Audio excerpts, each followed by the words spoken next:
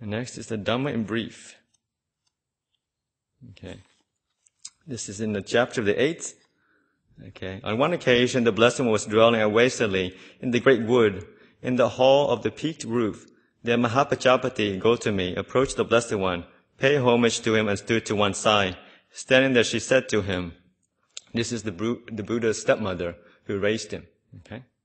It would be good, Lord, if the Blessed One would teach me the Dhamma in brief, so that having heard the Dhamma from the Blessed One, I might dwell alone, withdrawn, diligent, ardent, and resolute. When Gautami, you know of certain things.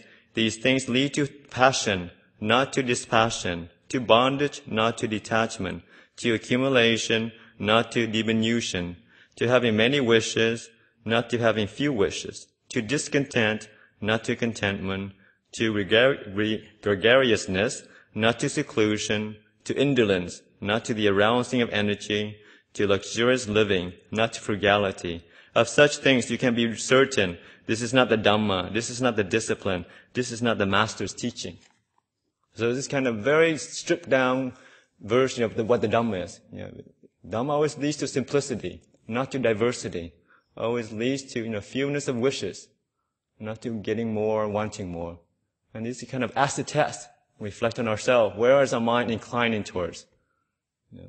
Getting more, wanting more, being more, or is it inclining the opposite? Kind of working to suppress but restrain the sense of self, working to restrain our desires, working to restrain, exposing our senses to different things. But Gautami, when you know of certain things, these things lead to dispassion, not to passion. See, in the world, we love to get excited, get passionate about things. You haven't lived unless you fell in love. That's kind of a common thing people always telling you. And it's not, according to, it's not Dhamma, leading to stillness. It's better than getting all worked up over certain emotions and stuff like that. To detachment, not to bondage. To diminution, not to accumulation. To having few wishes, not to having many wishes. To contentment, not to discontent. To seclusion, not to gregariousness. To the arousing of energy, not to indolence. To frugality, not to luxurious living. Of such things you can be certain. This is the Dhamma. This is the discipline. This is the Master's teaching.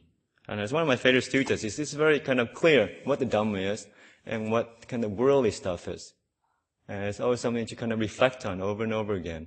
Where am I heading? Where's my mind inclining towards? Is it towards simplicity or to wanting more things? And the final one is on chapter the 8th again. It's condition for wisdom. You want to be wise, you want to be peaceful, then these are the things to look for. There are, O monks, these 8 causes and conditions for the obtaining of wisdom, fundamental to the holy life, when it has not been obtained, and for bringing about the increase, maturation, and fulfillment by development of the wisdom that has already been obtained. 1:8. Here, amongst lives in dependence on the teacher, or a certain fellow monk in the position of a teacher, and has set up towards him a keen sense of shame and more dread, and regards him with affection and respect. This is the first cause and condition for obtaining the wisdom fundamental to holy life. And it's the way also where the Buddha always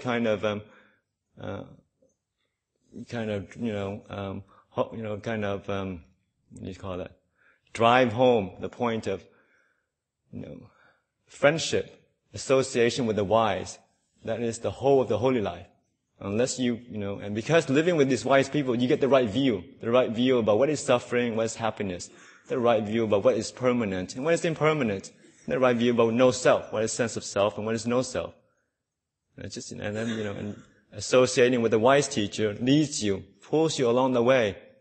And that's the whole of the holy life, not just how. So it's all on conditionality. The more you're with this teacher, wise person, the more you're just kind of absorbed into his aura, to his way of thinking. And over time, it takes over your kind of thinking. Instead of thinking from a worldly point of view, of wanting and getting more, you begin to think of letting go and being at peace and being content what you have already. Yes? That you need to be in relationship with a wise person to get an appropriate sense of shame and dread. Buddha talks about in that Sutta there. Uh-huh. There's a lot of people get very confused between inappropriate and inappropriate shame, dread and inappropriate dread, and get all sorts of psychological problems as a result of that. What is the context, what is the environment for the development of appropriate shame and dread? Because the Buddha makes a big deal about this. He does. That's a good point.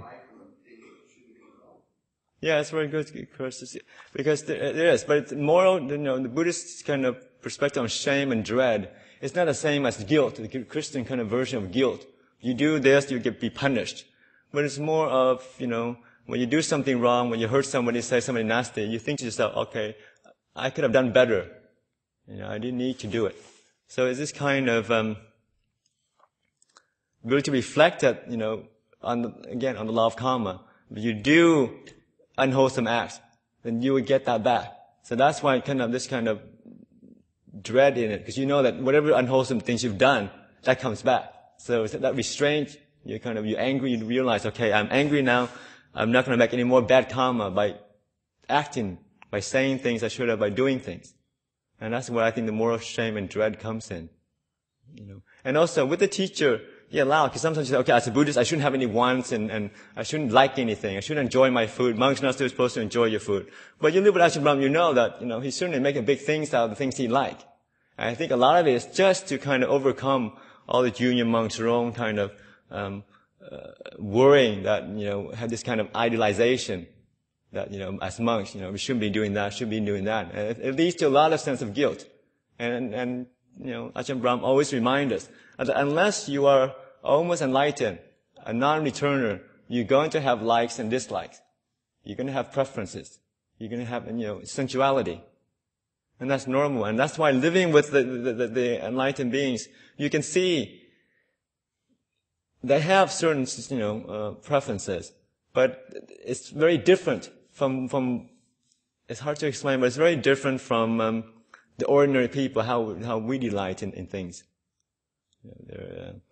You get an idea more about what desire is and what letting go and what acting out of kindness is. A lot of times we have these ideas in our head, what kindness is, what things is, and we try to measure up to this kind of ideal picture we have in our mind of what we should be. And it's not from experience, it's from just kind of more projection. And then we get into these things that, I'm angry, but now I'm angry for being angry, because now I know I shouldn't be angry. And it just goes around and around, it gets very complicated, and gets very twisted. And that's not what the Dhamma is about. The Dhamma is about letting go. And if you are angry, Ajahn Brahm would say, that's okay, if taken out of context, like his advice to monks or something seems very strange. Like one young monk had a lot of problem with lust, his sexual fantasy, sit-down fantasies about, different things. His old girlfriends or whatever. And he was feeling very, very guilty about it. And he came up to Ajahn Brahm and he confessed, I have a problem with, fantasy. And you would think, usually you would think the standard answer would be, just cut it off. You're a monk. What are you doing thinking these kind of coarse thoughts? You would think that, normally you would think that's what Ajahn Brahm would say, just focus on your meditation or something. But Ajahn Brahm said the opposite. He said, never mind, don't worry about it. Just see how long you can fantasize about. Just go for it. Because the problem wasn't the monk's, fantasy. I think the problem was the fact that he was beating himself up over it. Saying, I shouldn't be doing this, I shouldn't be doing that. So he's adding on top of his own, defilements more. He's adding anger on top of his lust. And it's creating more of a problem. So I think, being a very wise teacher, he said, go for the fantasy and see what happens. And this person, when we hear, it's like, what? He encouraged you to fantasize. What is he doing? I think he's drinking too much coffee or something. But then on reflection, you say, okay, maybe I come from a place of wisdom.